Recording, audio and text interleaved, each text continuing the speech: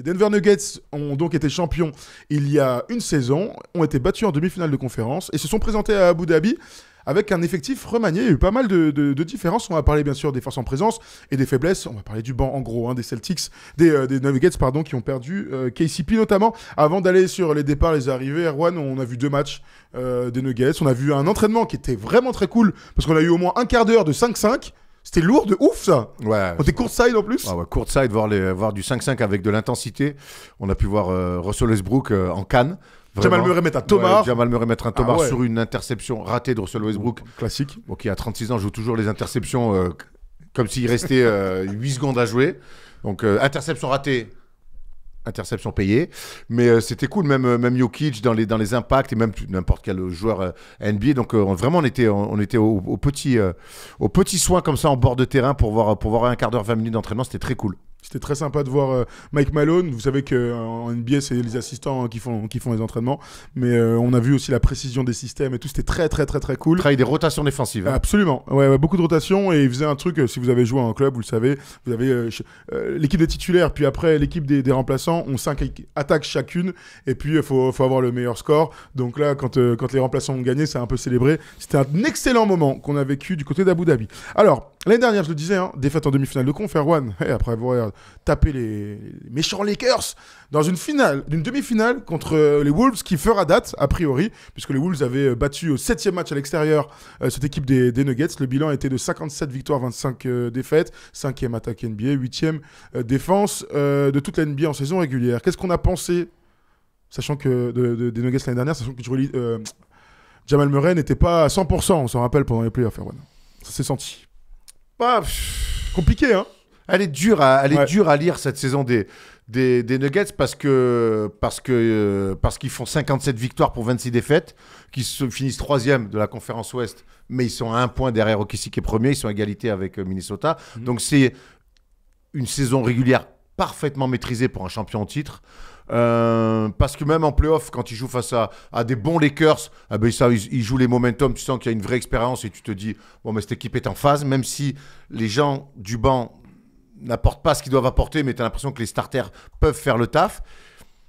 Tu as ce début de demi-finale de conf où tu t'es mené 2-0, mais finalement tu gagnes 3 d'affilée et en fait tu te rends compte que dès que tu accélères au talent, à l'expérience, tu peux gagner. Et puis derrière, tu vas au match 6 là-bas, tu vas en claquette, tu prends une branlée, et le match 7, tu le perds à domicile. Et là, hop là, qu'est-ce qui se passe? On est déjà éliminé. En 3 jours, voilà. Ils ont complètement changé la narration de leur saison. T'as raison. Donc tu te retrouves, t'as le meilleur joueur de la ligue, qui est 3 fois MVP, t'es champion en titre, mais en fait, tu menais 3-2, t'avais les 3 matchs d'affilée, et t'es éliminé. En demi-finale de conf. Donc elle est très dure. Elle est très dure, cette lecture de la saison dernière. Moi, j'ai envie de dire, c'est une saison ratée, collectivement. Quand tu retournes pas en finale NBA, c'est ce qu'on dit. C'est une saison ratée collectivement parce que pour moi, il y avait la place. Ils auraient dû retourner en finale NBA. Quand je vois, et j'ai essayé de faire no offense aux Timberwolves et no offense aux Mavs, ils auraient dû retourner en finale. Ça, c'est pour moi, j'en reste persuadé. Après, et ils se retrouvent encore une fois avec le fait que, là, encore une fois, des propriétaires ne veulent pas envoyer des contrats maximum. Donc l'année dernière, ils perdent Bruce Brown Jr., ils perdent Jeff Green. Ça leur a énormément manqué dans les difficultés qu'ils ont eues en play-off. Et là, ils repèrent KCP. Donc, ils tentent des paris, on va y revenir dessus. Mais cette équipe-là, en fait, j'ai l'impression que la fenêtre se réduit de plus en plus. Après, il va falloir... ils ont quand même des mecs dans ce roster-là. Il va falloir que certains ne soient plus portés par Nikola Jokic, mais viennent en première ligne avec lui. Je sais à qui tu fais... Évidemment, ils sont 2. Hein. Et ça commence par un M. Ouais, mais ils sont 2 aussi. Très bien, tu vas me dire ça. Très bien, j'ai hâte de savoir qui est le 2e du coup. Mais il a mis une petite tech là, j'ai un petit frisson. On va regarder vite fait les arrivées, les départs comme toujours lorsqu'on fait ces petites previews. Et puis après on va entendre Russell Westbrook qui va parler de l'organisation des Nuggets. Donc tu l'as dit, KCP est parti à Orlando. Justin Holiday, Reggie Jackson, Colin Gillespie, James Huff et Braxton Key. J'adore citer des mecs que je ne connais pas. Sont partis. Les arrivées, Russell Westbrook qui a choisi donc de continuer son tour des États-Unis dans le Colorado. Darius Saric. Ouais. Et Darren Holmes de Sagan, drafté numéro 22 à la draft. Russell Westbrook, quand même, c'est presque un peu triste, hein, même si on l'a vu de bonne... On l'a vu de bonne, comme on dit à Marseille, de bonne humeur. Depuis qu'il est parti de KC, c'est Houston, Washington, Lakers, Clippers, Denver. C'est fou, 5 franchises, mon gars. Ouais, c'est fou. 5 franchises. Il s'est installé nulle part. Ouais, c'est vrai. Et quand il part d'OKC, il part avec un statut de potentiel meilleur meneur de la ligue actuelle, avec un titre de MVP qu'il n'y a pas si longtemps. Tu te rends compte? Ouais, je suis d'accord. Et il est pas, quand il part d'OKC, il n'est pas en fin de carrière. Hein. Il n'est pas rentré dans sa fin de carrière. Hein. Non, c'est sûr, c'est sûr. Après, c'est tellement des projets différents. Les Rockets, ils auraient dû... Après, ils n'étaient pas obligés de jouer avec le plus grand d'1m60 sur le terrain. Hein. C'était pas de sa faute, ça, pour le coup. Enfin, bref, on va pas refaire son équipe, mais son histoire, mais t'as raison. En tout cas, il arrive dans cet effectif. Russell Westbrook arrive avec le smile, t'as raison, bonne humeur. Tout le monde a posé la question, qu'est-ce qu'il pouvait apporter au sein du groupe? Bah voilà, on va entendre Jamal Murray, d'abord Jamal Murray sur ce que va apporter Russell Westbrook dans cette équipe des Nuggets. Competitive atmosphere and spirit every time he steps in the gym. Someone I've watched and looked up to for a while with the amount of passion and energy that he plays with. So every time we're in the gym, it's just always guys going at each other and a really fun and competitive atmosphere. Yo, Jamal, after the last season when you lost in the playoff, do you think this season you're still a number one for the title? Of course. Why would I think different? Donc bien sûr, vous avez reconnu la voix d'Erwan qui pose une question. Fin de phrase un peu en canoë-kayak. Hein. Ah, le Tony Estanguet de la question. Et on travaille, on progresse. Bout, J'embrasse Karim, mon prof d'anglais qui me régale. On progresse. Moi, ce que je vois avec... oui, parce que bon, ça va aller 2 minutes. Ce que je vois avec Jamal Murray, c'est que mine de rien, Russell Westbrook, il dégage un respect unanime auprès de tout le monde. Oui.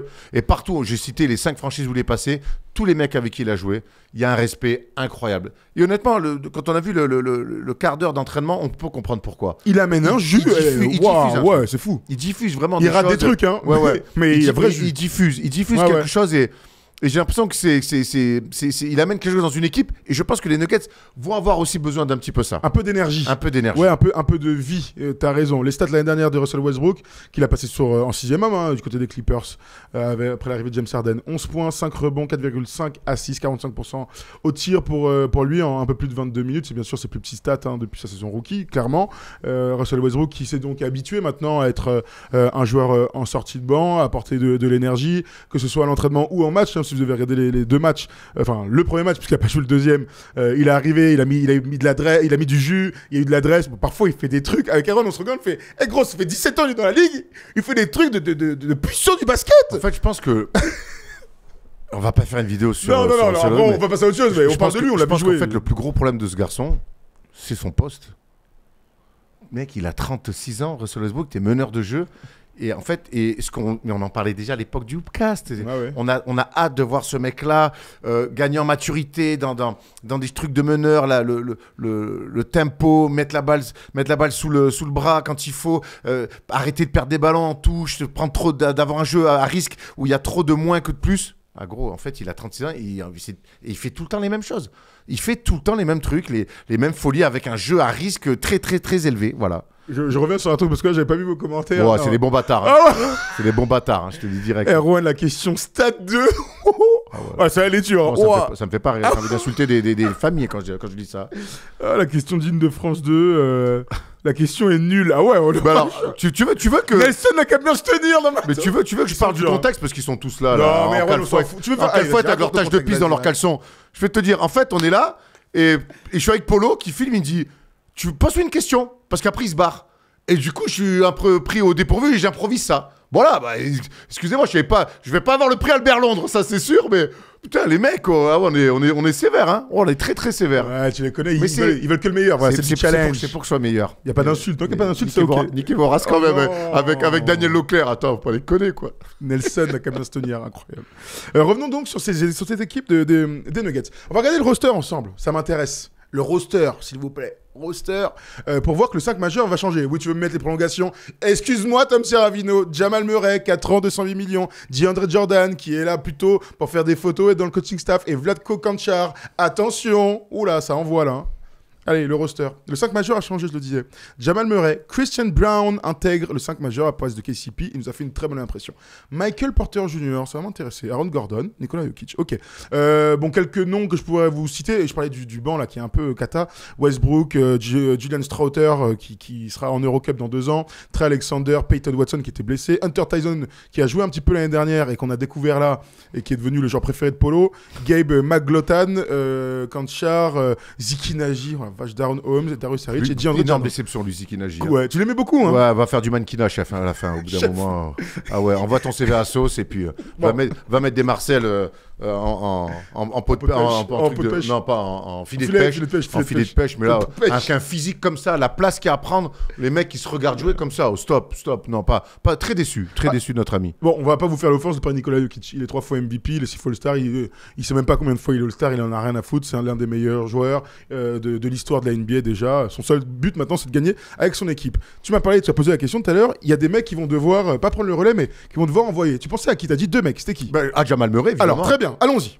À Jamal Murray et à Michael Porter Jr. On va en arriver Alors, après. qu'est-ce que t'attends de Jamal Murray Je cette crois saison? qu'aujourd'hui, par rapport à l'équipe de 2023, qui a été championne NBA, ils ont moins de profondeur.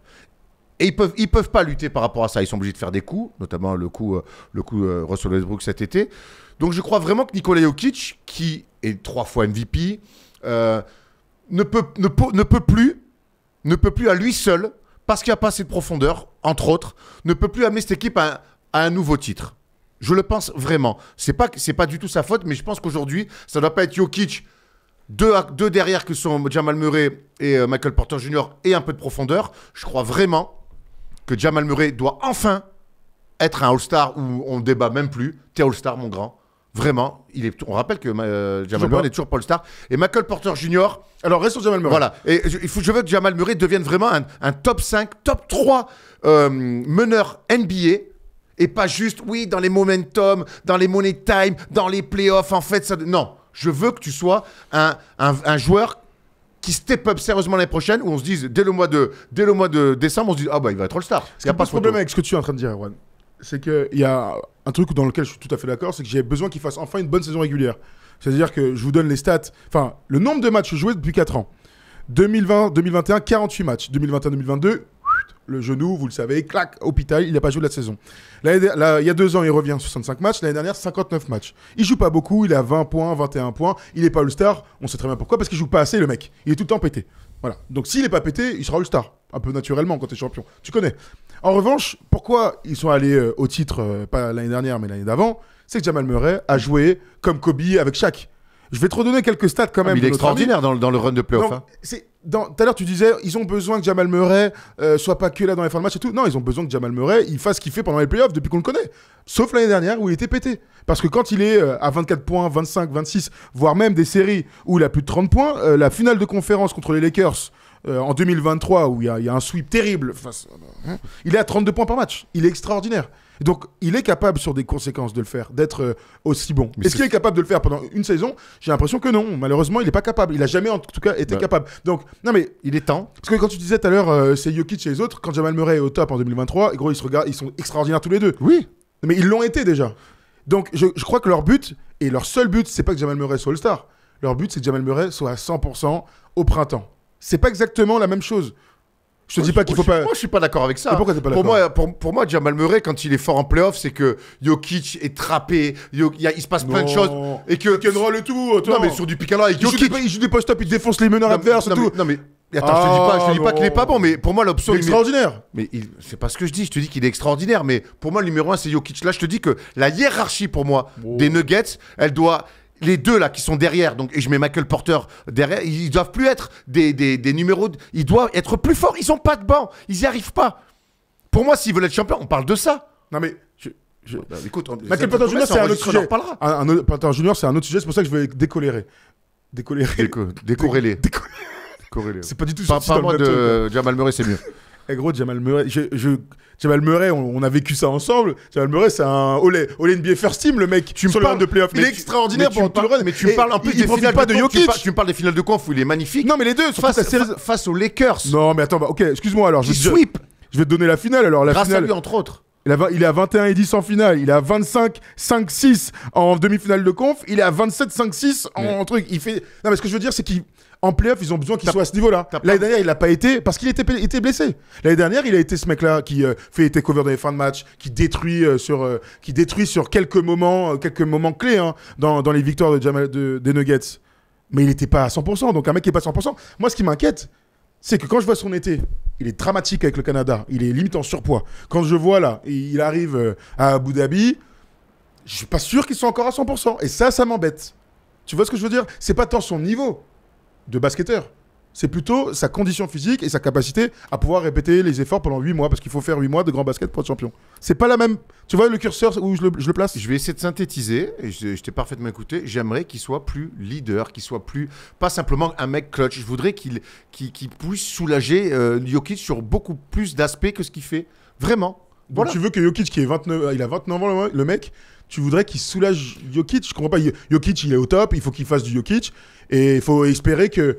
1, Jamal Murray soit 100%, 2, que la défense tienne le coup, 3, qu'il s'invente des mecs sur le banc, et 4, que Michael Porter Jr. il justifie son salaire. Ça, je suis d'accord, mais Jamal Murray, c'est son physique. Je lui demande Jokic, il a 29 ans, tu veux qu'il soit moins fort, toi? Enfin, pas moins fort, Non, je lui mais demande... moins influent. Moi, je pense qu'au vu de la concurrence, en fait, encore une fois, là, tu as une vision un petit peu calquée sur les Nuggets entre eux. Moi, je vois la concurrence.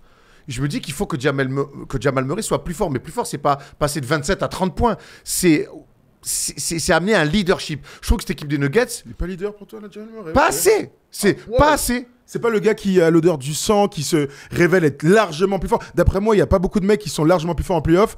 Il y a Jimmy Butler, il y a Jamal Murray. Tu vois, c'est les premiers mecs qui me viennent. Sur les dernières années, les derniers runs de playoff, il a été capable d'être beaucoup plus fort. Oui, il est blessé, mais moi... Il est blessé. Ouais, mais les demi-finales de conf, mon gars, il est blessé. Il est blessé. Il joue en playoff, il joue les Jeux Olympiques. Moi, quand je suis blessé, je suis chez moi avec un strap et je me mets de la glace sur la cheville, gros. Ouais, mais parce que t'as jamais joué en NBA. Moi, j'ai joué en NBA et tu joues, gros. Non, mais tu rates pas des JO avec le Canada à Paris. Tu rates pas des playoffs. Les mecs qui ne jouent pas, Erwan, les mecs qui ne jouent pas, on les détruit. Lui, il joue blessé. Bravo. Tu m'amènes sur un terrain où c'est pas du tout là où j'ai envie d'aller. Je veux qu'il soit un peu plus leader, un peu plus...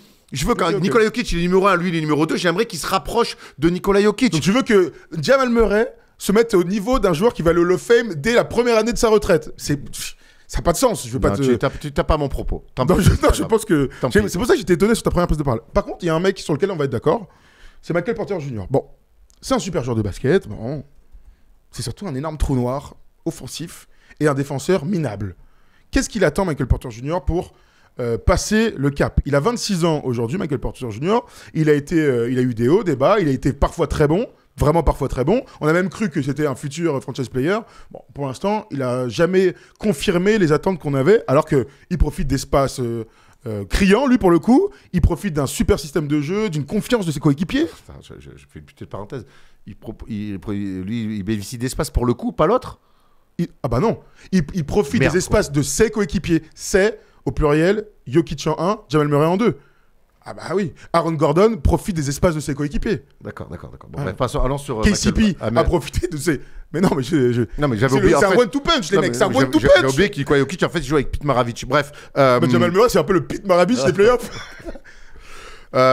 Lui, alors, on ne s'est pas complètement compris sur Jamal Murray, mais peu importe. On aura toute la saison pour en parler. De toute façon, il y a 1000 lectures.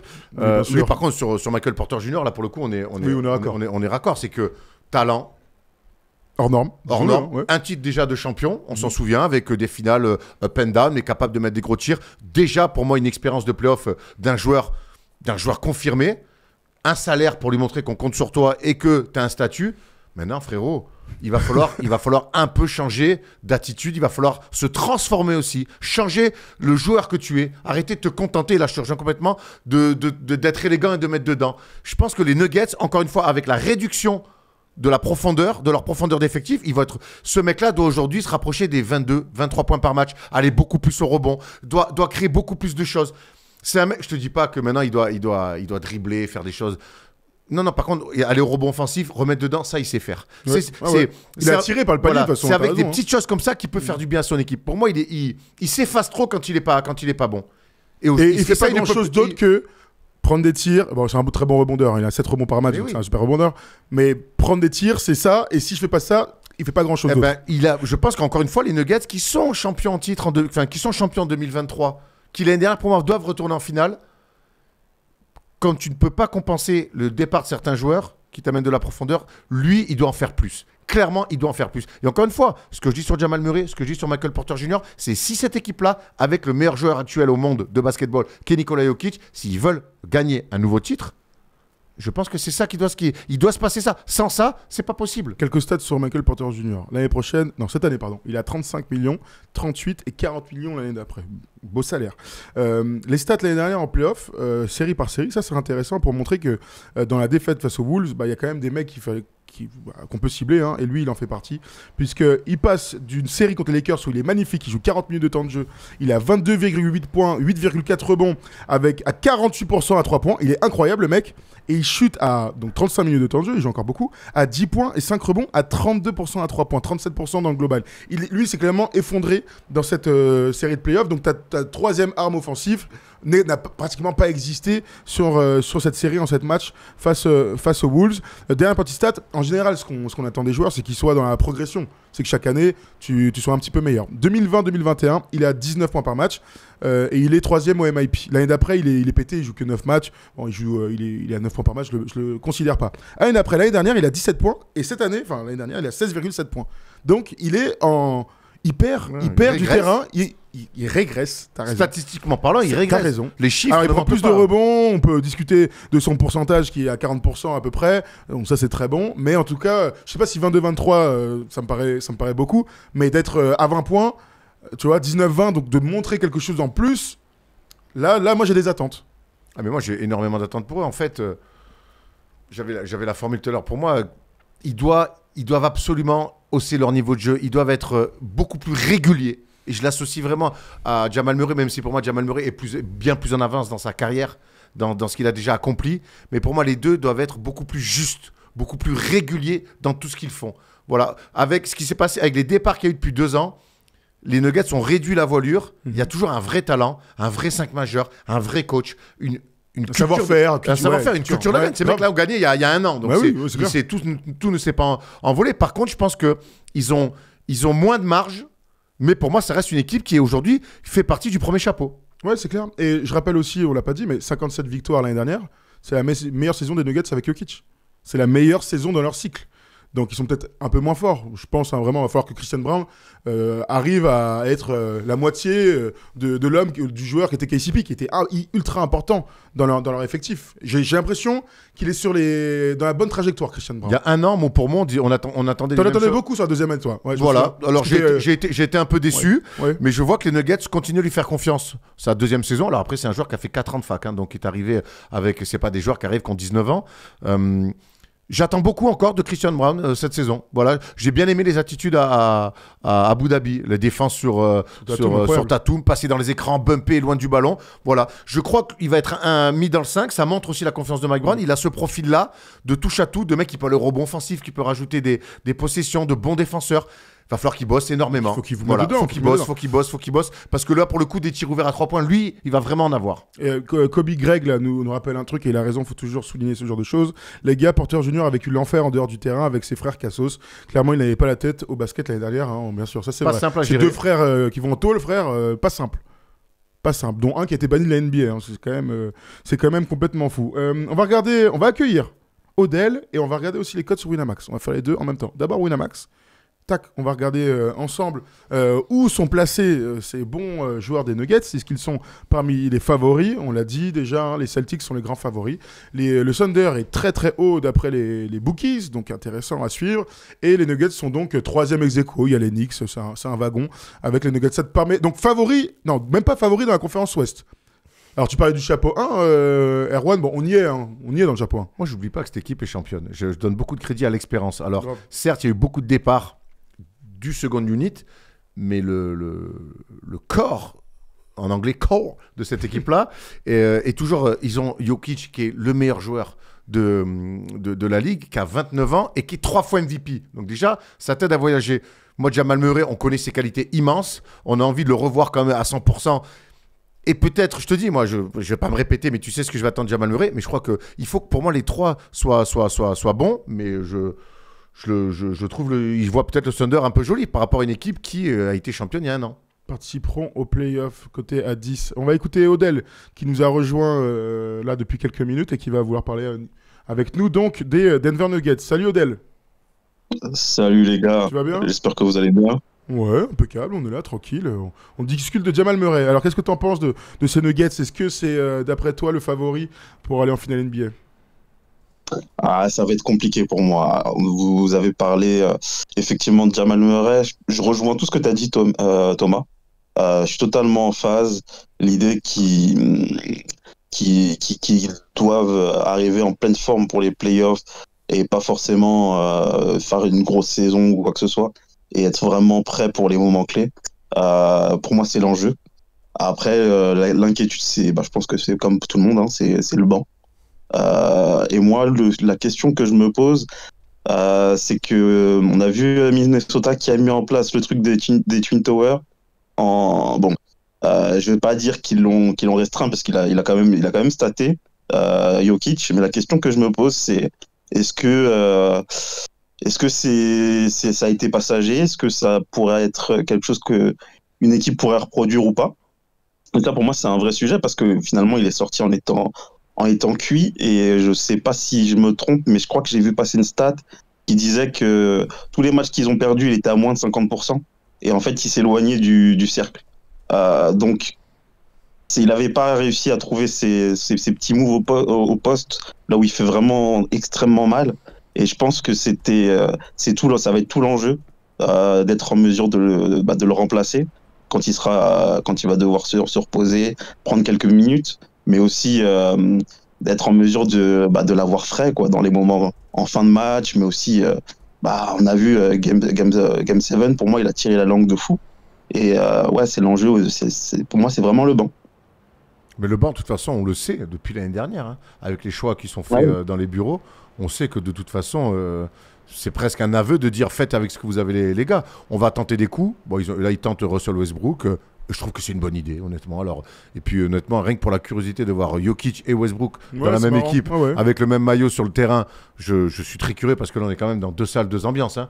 Et donc, je suis curieux de voir. Mais oui, là, le message, en tout cas, des dirigeants, c'est faites avec ce que vous avez. Ce que vous avez, c'est un triple MVP, c'est Jamal Murray, c'est Michael Porter Jr. et des gars qui, je l'espère, et c'est aussi ça l'NBA, se disent, nous, on a des places à prendre, on a du temps de jeu à amener. Et je pense notamment à Christian Brown. Je me dis aussi que Russell Westbrook, c'est peut-être la dernière bonne équipe avec laquelle il va pouvoir potentiellement se dire, je peux aller en finale NBA.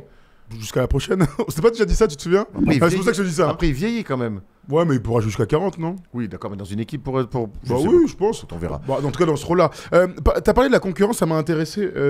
On a eu la sensation que les Wolves se sont construits pour contrer Jokic. Ils ont fait péter leur projet. Le Thunder a grandi dans l'expérience, mais aussi en prenant Isaiah Hartenstein pour compléter Chet Holmgren. Intéressant, ok. Qui on peut citer d'autres?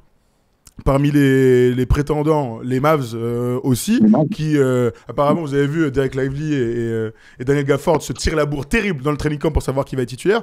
Dites-moi les gars, où est-ce que vous vous placez dans ce chapeau-là? C'est quoi votre power ranking à l'heure actuelle de qui ira en finale NBA? Toi, Odell, vas-y, commence. Comme ça, Yaron, il peut réfléchir un peu. Un peu de tête, hein, je te demande pas de... Ça va être compliqué, mais j'imagine une grosse saison OKC, franchement, Alex Caruso, le recrutement, le recrutement d'Alex Caruso, c'est pas mal. Il y a Isaiah Hartenstein, là, j'ai du mal à dire son nom, bon voilà, vous avez compris. Non, je pense, OKC, les Mavs aussi vont avoir une carte à jouer. Donc, non, vraiment, en fait, moi, tous ceux qui ont des grands, pour moi, ils vont passer devant Denver, très clairement. Tous ceux qui ont un secteur intérieur qui est assez fourni, ils peuvent poser des gros problèmes à Denver vu que c'est le sujet, mais je trouve les Wolves, je les vois baisser, mais sinon OKC et les Mavs, je les vois aller en finale de conf et pourquoi pas en finale NBA. Je trouve qu'on sous-estime, et toi Odell là pour le coup dans ce que tu dis, l'impact physique de Denver. C'est une équipe qui joue dur de fou. Ouais. C'est une équipe qui est dans une dureté extrême. Et l'année dernière, jusqu'à le match 6-7 contre Minnesota, que je ne comprends toujours pas, c'est une équipe dans le run de playoff qui les amène au titre en 2023. La dureté. La dureté qu'ils amènent. Jokic, on peut dire ce qu'on veut. Alors, c'est pas les bras dessinés comme des rondelles de 25 kilos à Fitness Park, mais je peux te dire que pour le bouger, on l'a vu avec les Serbes, avec Thomas en commentant à Lyon face à l'équipe de France. Aaron Gordon, c'est un animal. Jamal Murray, il met du bois. Christian Brown aussi. Enfin, et puis, c'est leur style de jeu, c'est leur manière d'être. C'est une équipe qui joue ultra dur. Et donc moi là-dessus, sur le côté, ils vont jouer grand, je suis pas convaincu. Pour moi, c'est l'une des équipes qui joue plus dur de la conférence Ouest. Hein. Très bien, alors dis-nous ton power ranking là. Vraiment, la saison commence dans deux semaines. Je pense power ranking de champion, hein, pas de saison régulière, je m'en branle de ça. Dis-moi, qui d'après toi va sortir de l'Ouest, dans l'ordre? Sur les 4 équipes, je peux te les redonner si tu veux. Les Nuggets, les Mavs, le Thunder, les Wolves. Je crois beaucoup à la progression d'OKC. Vraiment, qui a encore bien bossé cet été, qui est une équipe jeune. Je crois beaucoup à la progression d'OKC. Maintenant, est-ce que faire un jump de demi-finale de conf à finale NBA, c'est pas... Les Mavs l'ont fait. Hein. C'est pas peut-être un saut trop important à voir. Les Mavs ont fait pas de play-off à finale NBA. Je vois Minnesota, mine de rien, avec le départ de Katz, à voir comment ça se passe avec Randle. Mais je les vois quand même redescendre en gamme. Puis le message envoyé, de dire « Ah, nous, on veut pas payer la luxury tax, donc on fait... » C'est un peu... À voir comment ils vont le digérer. Moi, Denver, je les mets dans le top 3 de la conférence Ouest. Tu mets 1, 2, 3 dis-moi. Moi, je les mets 3e. Pour le titre. Donc, je vais mettre OKC premier encore. Et je vais mettre Denver... Donc là, demain, il y a les playoffs qui commencent. Tu me dis qu'OKC va en finale NBA. C'est plutôt ta tendance aujourd'hui. C'est ça ma question. Hein. Qui va en finale, pas la saison régulière. Ça m'intéresse de savoir ça aujourd'hui. On aura le temps d'en discuter. C'est bien, il va pas se passer 10 mois de basket entre-temps. Donc c'est toujours intéressant. C'est pour savoir où est-ce que tu places Denver. Parce que... Moi, je les passe dans le top 3 de la conférence Ouest. Et ça devrait te suffire à comprendre qu'ils font partie, pour moi, encore du chapeau 1 de la conférence Ouest. D'accord, très bien. Alors je vais vous donner une réponse. Pour moi, malgré tout ce qu'on vient de dire, l'absence de banc, les départs, les machins et tout, pour moi les Nuggets c'est la meilleure équipe de la conférence Ouest. C'est la meilleure équipe. Si je dois mettre 1000 balles là aujourd'hui il y a une équipe qui va en finale, pas qui soit championne, hein, qui va en finale et qui affronte Boston, ce sont les Denver Nuggets. Et tout à l'heure tu disais, je mets beaucoup de considération au fait d'être champion. Bon, le problème, c'est que les 7 dernières années démontrent complètement l'inverse, c'est que les champions n'arrivent pas du tout à enchaîner. Parce que les corps aussi n'arrivent pas à enchaîner. Donc, moi, dans mon esprit, si Jamal Murray, il fait enfin une saison à 100%, franchement, ils sont pas imbattables, parce que personne n'est imbattable. Mais je les vois sur une série ne pas être battus par aucune des équipes qu'on vient de citer. Moi, ce que je vois, c'est que l'année dernière, entre les 3 premiers, il y a un match d'écart, que ça va se jouer à pas grand-chose. Alors oui, c'est sur les playoffs, moi, série de playoffs. Ouais. J'essaie de te dire série de playoffs. Je m'en fous de la saison régulière. En plus, tu te souviens des Nuggets qui ont commencé un peu tranquille, qui ont mis un coup d'accélération en 2024, qui ont fini assez fort. Voilà, ils ont réussi à enchaîner. Jamal Murray, il fallait réintégrer, il y avait tout ce truc-là. Encore une fois, j'espère qu'ils seront à 100%. À 100%, c'est la meilleure équipe de basket de la conférence Ouest, d'après moi. Et Jokic est mon favori avec Luka, tu vois, au titre de MVP. Et Jokic, potentiellement, à 29 ans, peut être en course pour un 4e titre de MVP. Et rejoindre LeBron. Ça serait incroyable. Ah, ce serait complètement fou. Bon, très bien. Merci Odell de nous avoir appelé. Ouais, un petit mot juste, oui, vas-y. Pour vous remercier pour ce que vous avez fait pendant les JO. Franchement, c'était cool. Merci. Gros taf. On a vu. Voilà, on imagine que ça a pris de l'énergie. Donc, franchement, c'était génial. C'est gentil, merci. Ouais, merci, on s'est régalé. Bon, ça s'est vu. Hein. On a beaucoup bossé, mais on s'est régalé. Merci à l'équipe de France. Et grâce à nos équipes de France. Ouais, merci aux équipes de France. Hein. 3-3, 5-5. Si les deux elles sortent pas des poules, je peux te dire que c'est pas les mêmes jeux. Hein. Gros, il y a moyen qu'il y ait 2-3 émissions qui sautent. Hein. Merci en tout cas, Odell. Et puis à la prochaine. Ça marche, à la prochaine. Ciao, Odell. Merci à toi, Odell. Bon, voilà pour les Nuggets. On verra un petit peu plus tard les premiers matchs. Je vais vous donner le premier match des Nuggets de saison régulière. Tiens, on adore faire ça. Les Nuggets Denver vont commencer à jouer contre le Thunder le 25 octobre. Paf, c'est direct. lourd, ça. Très très lourd. Après, on fera bien sûr une prévue d'OKC. Il y aura plein de trucs à dire. C'est une équipe qui passionne tout le monde. Il y a une grosse hype sur OKC. Normal. Ouais, mais c'est mérité, hein. Tout à fait mérité. Bon, on reste dans la conférence Ouest, Erwan. Et on va parler maintenant des Sacramento Kings pour finir cette libre antenne. Si tu es en replay sur YouTube, tu n'hésites surtout pas à nous dire, mettre un petit like et à nous dire ce que tu penses. Et de faire un petit power ranking. Dites-nous si les Nuggets, d'après vous, sont favoris dans la conférence Ouest.